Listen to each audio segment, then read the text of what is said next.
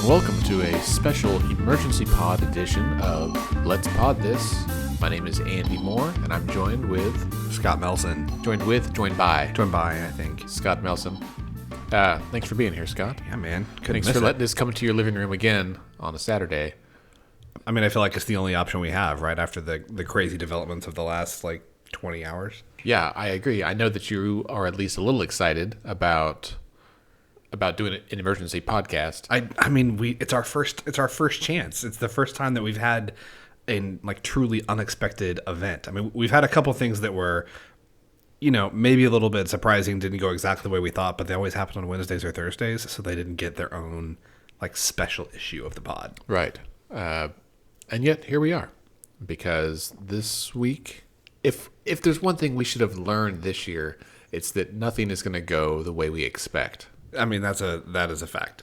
And so after 53 days of the first extraordinary session of the 56th legislature, we found out last night about 8:30 that there will be a second extraordinary session of the Oklahoma legislature. What happened? So last night, about 8:30, I think, the governor put out a statement saying that she had vetoed not House Bill 1019 in its entirety, but most of it. She did a line item veto. So there's something like 170-ish, I think, sections of the bill. She vetoed all but 5. Right. Which I wondered why it took her so long, because my thought was if she was going to veto this, she would just veto it straight out right away. But I think they probably needed a few hours to comb through this and make their decisions and really kind of plan what they're going to do. Right, and I think that's, you and I had talked about that yesterday, that if there was going to be a veto, we thought that it was going to come down yesterday, not something that, so quite frankly, the fact that it was 8:30 and we hadn't heard anything, I just assumed she was going to sign the bill over the weekend or on Monday, and then it comes out that she had this veto, and I think you're right, the delay was probably working through all the sections, and I think the idea behind how she's done this is that the parts that she's left intact are the portions of the bill that apportion appropriate money to the vital agencies that were in danger of losing funds on December 1st. Right, the Health and Human Services agencies. Right. Department of Health, the $30 million they need to make payroll. Right. And then the Healthcare Authority, I think. Healthcare Authority, DHS, the Department of Mental Health and Substance Abuse Services. And so and we'll come back to this, that it sounds like she's trying to fund certain agencies for a little while to buy some time and come back, which I would just say it now, that by itself was part of the suggestion from, I think, House leadership back, a few weeks ago in special session. Right. And the governor's finance secretary, Preston Dorfenliner, who is now running the Department of Health, he said, it was kind of that same week that he was taking over at the health department, but he said, hey, that's not constitutional. We've got a balanced budget requirement in the state constitution, and you've got to you have to make spending decisions based on what you are appropriated. You can't spend it all in 3 months and then take 9 months off. Right. To broadly generalize that. Right. And so, several lawmakers have put out statements in response to this. One of them, and I know we're going to talk about this more in a little bit, Representative Josh Cockcroft, his statement kind of alludes to that.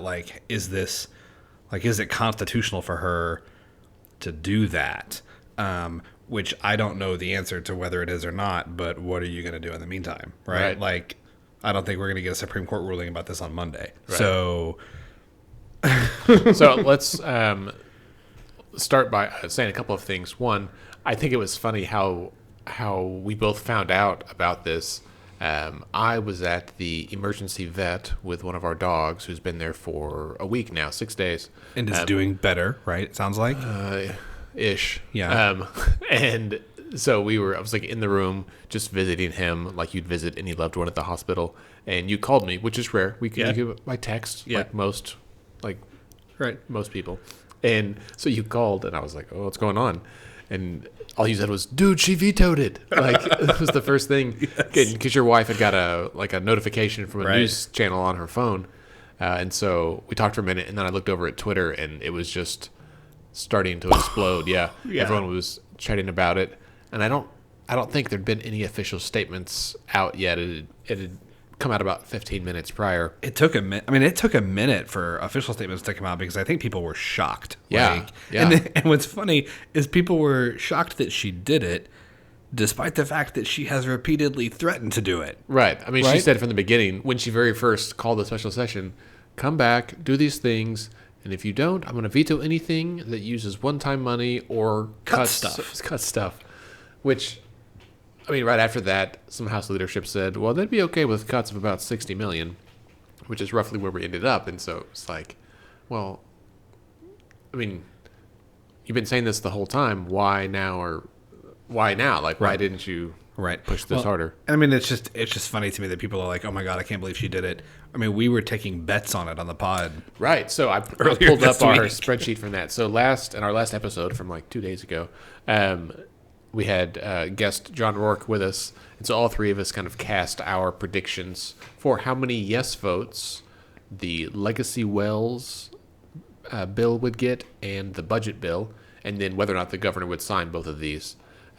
We all assumed she would sign the Legacy Wells bill, And she did. And she did. So on that one, I said you said 32 yes votes.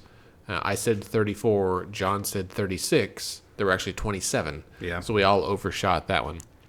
And then for the budget bill, John said 30, you said 31, I said 32, and there were 29. So we overshot that one too. Not by as much, which is surprising to me. Frankly. Right. I like that. So John was the most wrong and then the most right on those closest. I don't know if we're playing Price of Rights rules. Price is Right. I don't know if we're playing the Price is Right rules on this. I don't know that anybody gets credit for the vote tallies. I mean, just because I mean, we didn't. I think we got to hit it on the head since we didn't call like an over and under. Right. Know? Yeah, we didn't specify rules on this because we just were throwing stuff out there. We'll have to write that down for future pods. But props to John for getting closest on the budget. But then after the recording, we had a group text, and John was the only that predicted kind of just to be a naysayer, but he said he didn't think the governor would sign the budget. He thought she would veto. And I think he was just kind of saying it so that someone said it. Add some drama to it. But she did veto. And so in the group text, I told John that he will receive a Let's Fix This tote bag. I think that, given what we're talking about, that's the most appropriate prize. I'll have to have some made because we don't actually have any of those.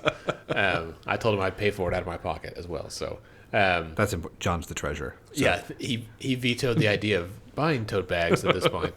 Now, if you are 3 listeners now, 4 counting John. It's true. But I saw someone else on Facebook that liked it, and I thought, well, they must have listened to it. Delightful. Or they're just trying to pad our egos. But maybe 4 listeners, if any of you would like a Let's Fix This tote bag, please tweet at us or send me an email. #tote. If I totes, let's totes this. If I get enough feedback, then maybe we'll order some and set them up as a fundraiser. But that was unexpected. So let's talk about responses to this. Well, first of all, the governor's statement said, I'm vetoing 165 of 170 sections. She also posted a 14-minute long Facebook video that I admittedly have not had a chance to watch yet. She didn't provide any other specific information, so we don't know when the second special session starts. We don't know really what her plan is moving forward besides, y'all come back and fix this. Right. Which is what the first thing said was, y'all come in and fix this. Right. And so there's some unanswered questions.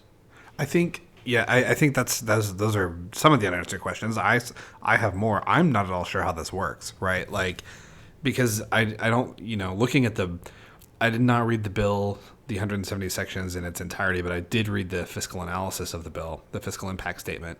And it's not like, I don't think anyway, it specifically says, like, this money goes here and this money goes, you know what I mean? Like, there's real vague. It is, right? There's like 60 million or something from the curb fund, right? That gets divvied up in several different ways. So can you spend some of that but not spend all of it? Like, I just don't know. I don't know how this works. Like, I think there's questions about how this forget the constitutional questions. I think the questions about how this practically is going to work. Everybody is saying that she did it in a way that protects core services until December 1st. And maybe that's true. I certainly think that was her intent. I just don't know if it's going to work that way. The other question I have is, and this is something that, some legislators have brought up in their responses to this, is, okay, so they come back, she's charging them with finding more revenue solutions, specifically recurring revenue solutions, because the not untold, but the story that has gotten less focus out of the special session, and I think it's reasonable it's got less focus because there's been so much other stuff to talk about, but we're starting next year with a $678 million hole. As of what they passed. Right. As of the budget bill that they passed this time, right? Like, so we're already starting next year in the hole, almost $700 million. And people have brought up the point that you can like this or dislike it, agree or disagree, but the fact is next year is an election year. So right. And so the idea of passing new revenue is even more difficult or unpopular, right, in that kind of year. Right. And so I think that part of her idea is get people back, get this done before we go into regular session in February, which sounds great. It doesn't change state question 640, right? It doesn't change the fact that there's this 76 vote threshold that House leadership insists they cannot possibly overcome. I personally think that they can overcome it. I don't know if they have the political will to do that or not. Right. So I was trying to research. I haven't found yet if the governor has ever vetoed the budget, and if so, when that was. Do you know? I don't know. I don't think that Governor Fallin has ever vetoed a budget. No. Yeah, certainly not. But so this could be unprecedented. And of course, I mean, hats off to all of our friends in the media who have had to be up at the Capitol day after day during all of this as well, even on the days when the legislature just like gavelled in and out, or they didn't even gavel in. They just had maybe JCAB meetings or something else. The media is still there trying to cover this, and this is traditionally it's their expected off season as well. Absolutely. And so there were several of them that were actively headed out of town yesterday. That's right. And are now having to turn around, and we're worried they're going to have to turn around and come back. Right. Well, and since we don't know when special session will restart, there's a lot of uncertainty if it'll be before or after the Thanksgiving holiday. Yeah. We just don't know. Yeah, but yeah, you're absolutely right. Huge shout out to, I would specifically say Catherine Sweeney from Journal Record does a fantastic job. Grant Herms from News 9 does a great job. Dale Denwalt at the Oklahoman is fantastic. Sean Ashley from eCapital. Cynthia, she's at eCapital. Yeah. Trace with Non-Doc, of course. Absolutely. And there's a bunch of others. Aaron Brobeck with News 9 as well. Yeah. I'm going to give a shout out to Phil Cross. Phil does a great job. Barbara Hoberbrook from Tulsa World is up there all the time. And there's probably others that we don't even get a chance to catch. Jordan Lucero from Fox News. Yeah. Or Fox 25. Did they say the name Weingart Justin? There's a number of folks that are in the media that do a tremendous job up there, and it is not easy. But anyway, so I think big questions coming out of this are, I think the first question, 1, when do they come back? 2, what does this veto mean, both practically in terms of the implementation of these appropriations, and less practically, but kind of related constitutionally, like, is she allowed to do this given our balanced budget requirements? 3, assuming that they do come back for special session and that this, what Governor Fallin has done, is like allowed, what is the legislature going to do when they get back?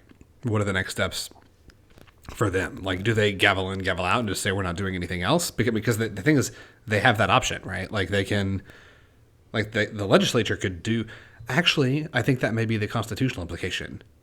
I think because this veto creates an unbalanced budget, I don't think the legislature can do nothing.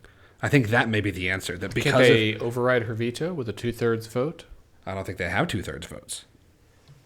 They might now, though. The Senate certainly does. The House is close.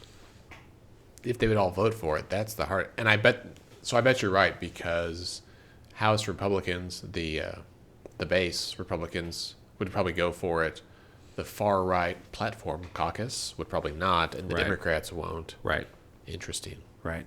So I don't think they have the votes to override her veto. So I wonder if the governor is allowed to line item veto the budget and it creates an unbalanced budget. I think that may be something that forces the legislature to take action. Right. Yeah. I mean, So then it becomes what's the action going to be? Right. So she definitely has the constitutional authority to veto specific line items in there and approve the remainder of the bill. Any item so vetoed is void unless both the Senate and House vote to override by 2/3. So that would be difficult.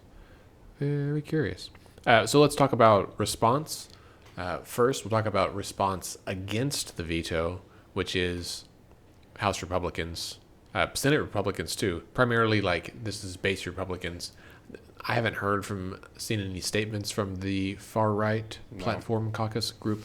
But in the Senate, Pro Tem Schultz, I think, was the first official response I saw. And he basically said that the governor didn't indicate that the agreement was insufficient or that she was going to veto it. So I think he felt a little blindsided. He's admitted the Senate didn't like the bill as it was passed either, and that was pretty obvious from the floor debate. He believes that the special session is a waste of time and money, and he says, quote, "It doesn't help Oklahoma thrive. It only serves to throw our budget into further chaos." I mean, the bill doesn't help Oklahoma thrive, right? No, but that wording, bill doesn't- I think, is from her statement. But I feel like that was a pretty measured response. And it was honest. I mean, I'm sure he was like, "Dang it! I mean, we didn't like it either, but we passed it. Why couldn't you just sign it?"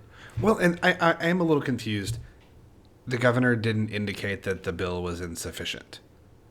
I feel like she did. I think she's expressed her displeasure over this several times. Well, yeah. So I think because the Senate and governor towards the end had come together and were in more agreement up until the last week or two. That's a good point, Scott. I think until the last week or so, it seemed like they were a little bit tighter, and then things got quiet there. But before that, they were on the same page of like, we got to raise revenue. The Senate had passed the big revenue bill. She was very vocally endorsing of that. But then when it came down to whatever agreement might have been made, if there was anything, as we know from this special session and from the general session back in the spring, the two chambers don't talk much, hardly at all. I think that I don't know this.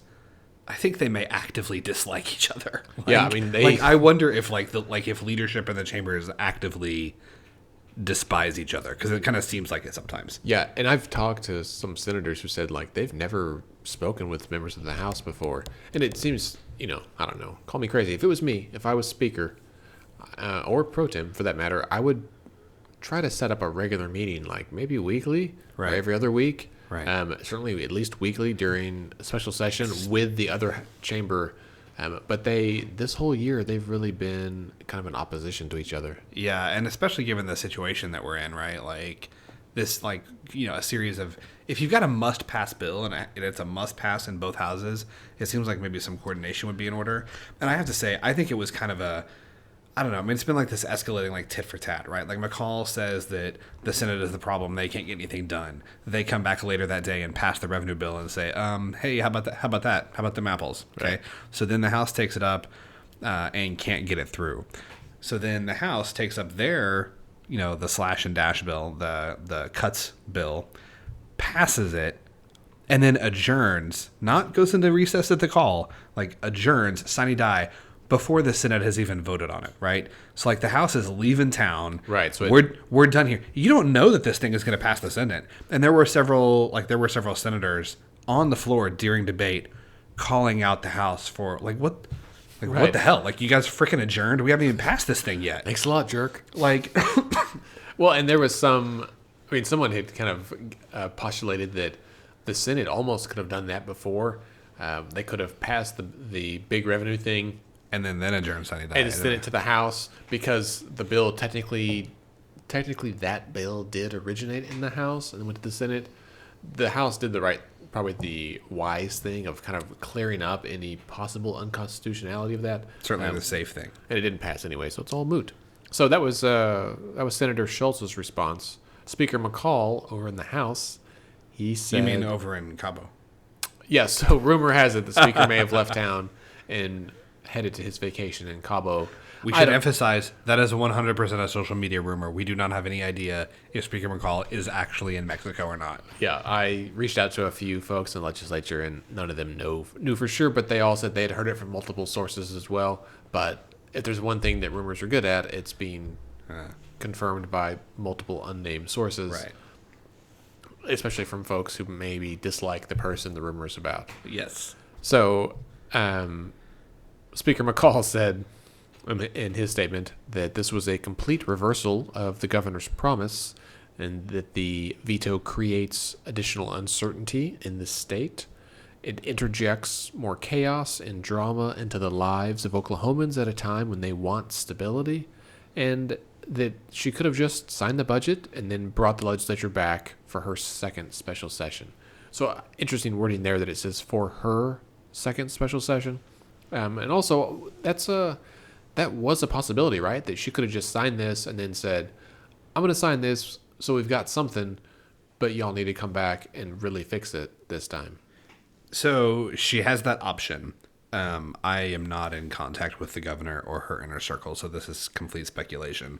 But my suspicion is the reason that she didn't is because that would put them under no pressure to act. Right? Because there's not an immediate threatening problem. Like the state's not going freaking bankrupt in the next 10 days. So what would happen is she would call them back for a special session. They would come back. They would gavel in. They would, say a few things. We can't do anything. Right. Oh, sorry. We don't see a reason why we should be here, and gavel out and go home. Or they'd pass some kind of 51 vote incentive removal that further hoses poor people or something. Right. So I think that doing it, I'm going to say a couple things about the statement. The other thing is this is a complete reversal. Again, no, it's not. I don't sit in the budget meetings, right? I'm not part of the negotiating team. I have no idea what Governor Fallin has said to the speaker and his staff. However, on the basis of her public statements, this is not a reversal at all.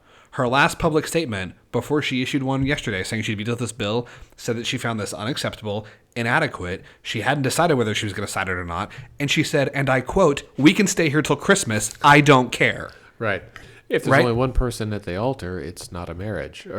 Right? Like, this is like, I don't know what the hell she told you when you guys are, sitting in the office. Right. Like, it may have been with Harold Hammond, Larry Nichols talking about what the bill should look like. But based on her public statements, this is not a reversal at all. Right. So I want to jump to Representative Josh Cockcroft's statement. Oh, Jesus. Right now, because it was, I don't remember if it came out before or after Speaker McCall's, but there were some similarities. For one, they used the same email newsletter system, which is fine. It just was one I hadn't heard of before. His response was very long, longer than the other two, maybe the longest one I've seen, except for the governor's 14-minute Facebook video. His statement also used the phrase reversal of her promise and no stability in a state that desperately needs it. So that was very similar to the speaker's wording. And it's not uncommon. They may use the same PR person. If the speaker actually is in Cabo, he may have texted Cockcroft and asked him to write his statement. Who knows? But there was some interesting wording. One we mentioned earlier that raises some questions regarding the constitutionality of the veto as it leaves the budget unbalanced, and there was no documentation provided of veto. That was a good point, and I hadn't thought about that until I read his statement. And then he also has a phrase that says, quote, "This is unacceptable, and she should and will be held accountable." And then later it says, "It's time to use the mechanisms in the House. It's time to use the mechanisms the House has already set up to call the governor to the carpet, and for her and the executive branch's actions over the last 7 years." So it was almost, the adolescent in me wanted to say, "Is that a threat or a promise?" But I just thought it was interesting that to talk about holding her accountable and that they need to call her to the carpet for her actions over the past 7 years. Which what does that have to do with it? Well, I just so many questions. So, one, yeah, I agree with you about the constitutionality. Two, no, it is not a complete reversal because he says that in there too. 3, this isn't really a statement. It's a question. It's more of a statement. Using one-time revolving funds and carryovers also does not bring stability to a state that desperately needs it. Right. Just point of order. That is also not something that brings stability. When you say that the governor should be held to account, when you're going to use these mechanisms to call her onto the carpet, what does that mean? Do you think it's a veto? The override the veto? I mean, if That's the only mechanism I could think of. Well- In that same bullet point, he did talk about the new commission that's been set up to conduct agency audits. And he said, we should just start those right away, which is fine. A lot of these agencies haven't been audited in a long time because the speaker and the pro tem have not requested an audit. Auditor Gary Jones was pretty open about this. He said, they authored a joint bill together, McCall and Schultz, to authorize performance audits of state agencies. They haven't called for any. And they keep cutting the auditor's budget. So he has fewer staff now to do these. And he's like, man, it's tough for us to get these done in the first place. You keep cutting our budget too. And so it seems like it's one of those things that's easy to say, well, we should audit them. They're probably waste, fraud, and abuse. But if you don't actually go audit them, then you don't know. Right. And what if you don't find anything anyway? Right. You may find that, in fact, they don't have enough resources. Right? Right. No, and this is, I just, I don't know if Representative Cockcroft is a listener to the pod. If you are, Representative Cockcroft, we would love for you to come on. That would be, tremendous. And talk about this. Please consider this an open invitation to come to the pod and talk about your statement and the things in it that we don't understand. Okay, so those were the Those are the only 3 official responses that have come out. yeah, right? that were like a press release. press release or A lot of people have said stuff on social media. That's, I mean, nothing that's particularly surprising. No, I think the other Republican responses have been like, wow, didn't expect this. Okay, not ideal. This does raise some questions about stability and all that, but what can we do? So I guess we'll have to go back. And there were several points in Representative Cockcroft's statement that were like, you know what, I'm glad this gives us a chance to kind of fix some of these things. During this interlude, I'm going to eat some more M&Ms while Scott lets his dog in.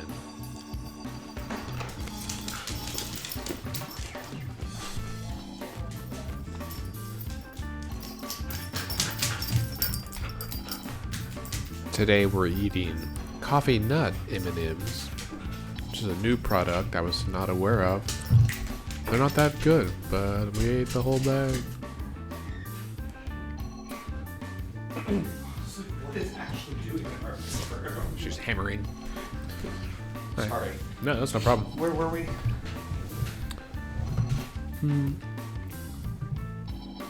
We'll jump back on with the Democrats' response.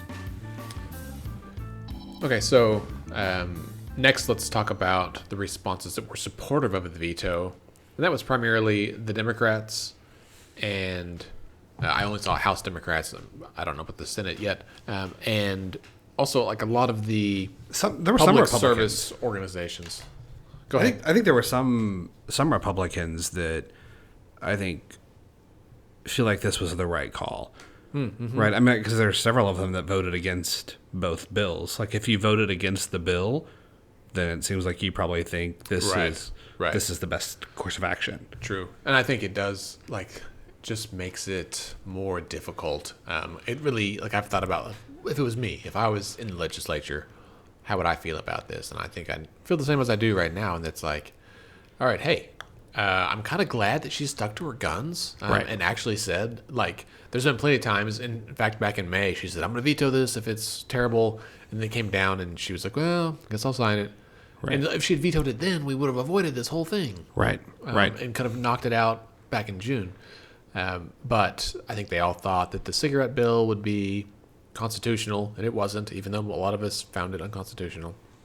I saw a few Republican folks that were really impressed with the governor's leadership. They may have attributed it to the fact that she is term limited and she'll be out at the end of next year. And so she's got nothing to lose. She's not running for re-election here. And I haven't heard if she's running for any other kind of statewide office. Dr. Keith Gaddy, who's a professor of political science at OU, he made some comments in the non-doc article that was covering this, and his comments are basically like, she's got like 18 months left in office. She's never running for anything again. What the hell else does she have to do? Right. Like, might as well do the right thing. Yeah. Or something. Yeah. Again, that's even as soon as I say do the right thing, I'm like, I admit that I am worried also about what could happen here if the legislature can't pass something. So they could go back in and rehear that same revenue bill and somehow come up with 5 more votes in the House and pass that.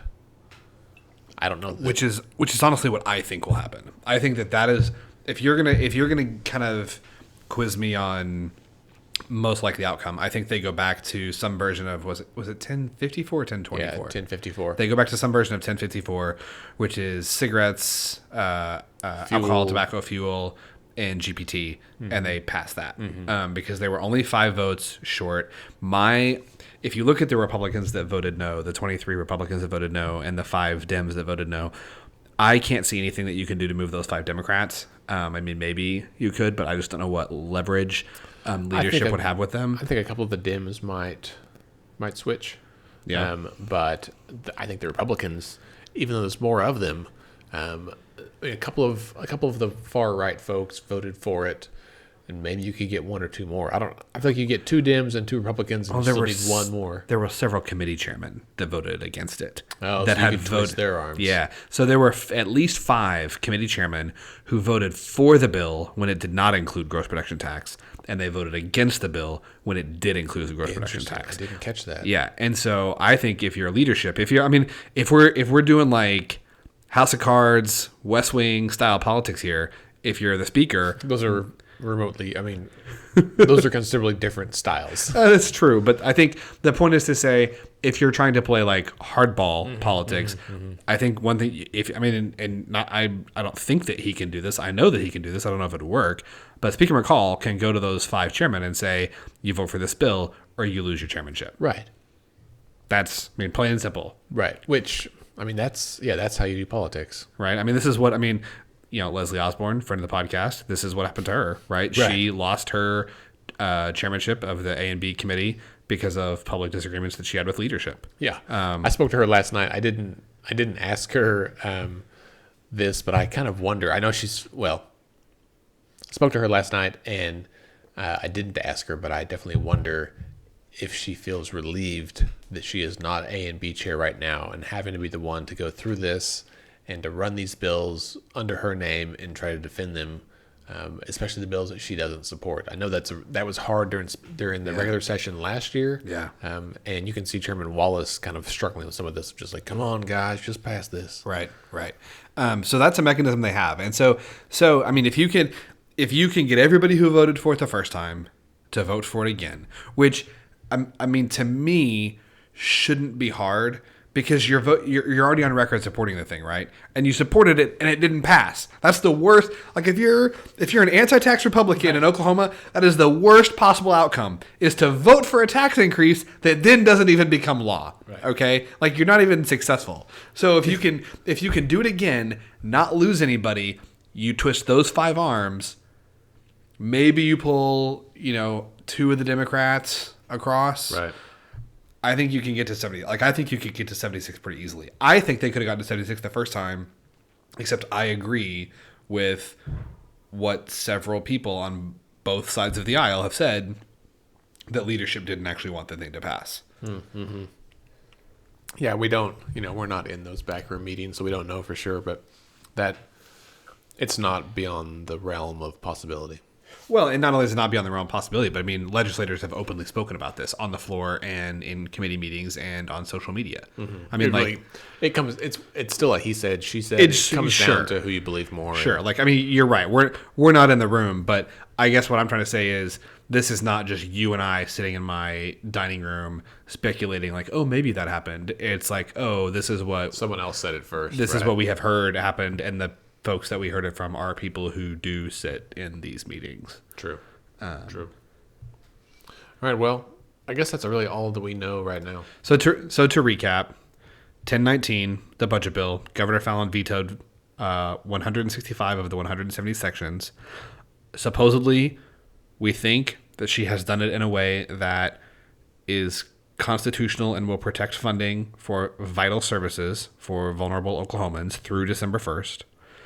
She has said she is calling the legislature back for a second special session. Hat tip Carly Putnam on Twitter. If you want a great time, go read Carly Putnam's feed of all of the names that one could ascribe to the second extraordinary session of the year. She's the healthcare and homelessness, I think, kind of policy analyst with the Oklahoma Policy Institute. She's a good person overall, but yeah, last night she was really doing great with movie titles involving the term special session. Yes, it was pretty spectacular. And she's at Carly Putnam on Twitter. Yeah, I think that's it. Yeah, that's her handle.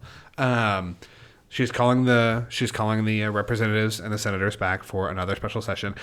She hasn't said when yet. My suspicion is that this will be the Monday after Thanksgiving. Everybody's, I think, already gone back to their districts. It's the holiday next week. It's not like they're going to stay in session. They'd be recessed over Thursday, Friday, Saturday, Sunday anyway, presumably. So I suspect that the second special session will come back Monday. What they do when they get there is anybody's guess. There's been some statements from legislators kind of saying that the governor needs to be held accountable. I'm not, again, really sure for what, given that this appears to be her constitutional authority. But we'll see. We'll see. But that's kind of where we're at. Right. Yeah. So we will wait and find out. So we're going to take next week off due to the Thanksgiving holiday. We encourage everyone to watch our favorite West Wing episode, Shibboleth, from Season 2, Episode 8, if you want to get in the holiday spirit. Absolutely. There are several good. Indians in the Lobby, also another great Thanksgiving episode, right, if you're in the mood for That's that. That's good. I agree. And then we'll come back the week following, which is it'll be December by then. Man, this year is flying by. I know, right? Time flies when you're miserably following a special session of the legislature.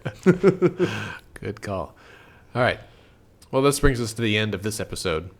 Remember, you can connect with us on Twitter and Instagram at Let's Fix This OK. I'm at AndyOKC. I think on both of those platforms. Scott is at SC Melson. Also on both platforms. All right. You can also like our Facebook page at facebook.com/Let's Fix This OK. Or heck, just go to the website, letsfixthisok.org, and there you can find our social media handles. You can sign up for our newsletter, read our blog, find details about upcoming events, and then a bunch of other information, helpful resources. There's a list of all the contact info for legislators, all kinds of great stuff. Our podcast is edited and produced by Scott and me, and Let's Pod This is a member of the Mostly Harmless Media Network. Our theme music is provided by the Sugar-Free All-Stars. Let's Fix This is a nonpartisan, non-profit organization who strives to educate and equip all Oklahomans to engage with their government. We encourage you to get involved in any way that you can. Remember, decisions are made by those who show up.